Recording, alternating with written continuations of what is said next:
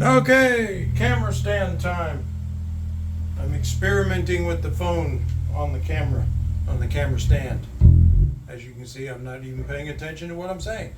So, happy Monday, because my videos got all screwed up over the weekend. We had a great time seeing Tab Benoit up in Oklahoma City yesterday, and slept in this morning because we were out all night, so that was fun. Anyway, great show, great performer, unbelievable guy. Very, very cool to see that sound. He sounded exactly like the record. So today I'm finishing up a repair on Brent's cracked bass, and you can see the crack is no longer a crack. It's been rejoined, and I pretty much made it disappear. It's a little hard to do that with the where that crack was. But this is a 6-string fretless. I haven't played a fretless in a while.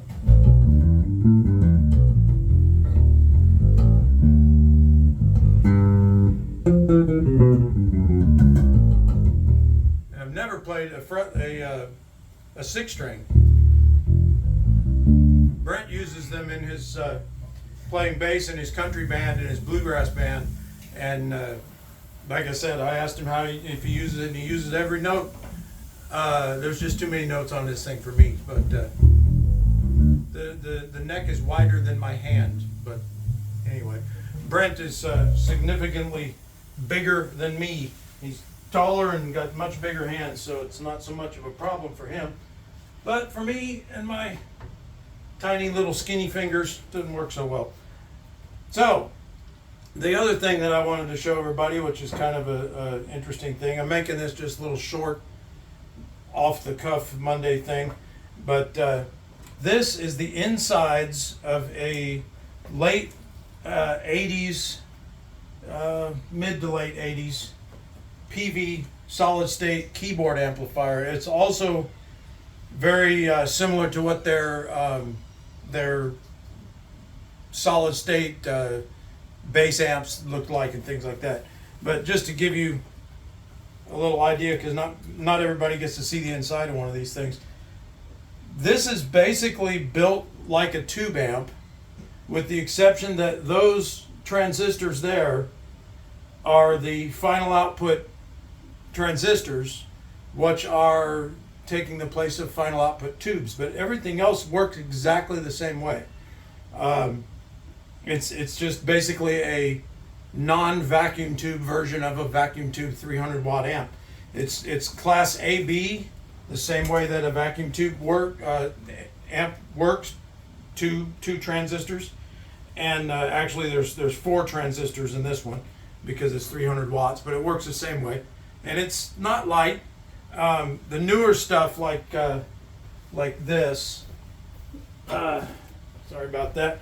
That is a Crate Power Block. That is 150 watts, and it is about maybe 2-3 pounds, something like that, 2 pounds. That is half of this, but very much smaller and all that. This is a Class D power amp. They operate in a different way. They have a different power source in them.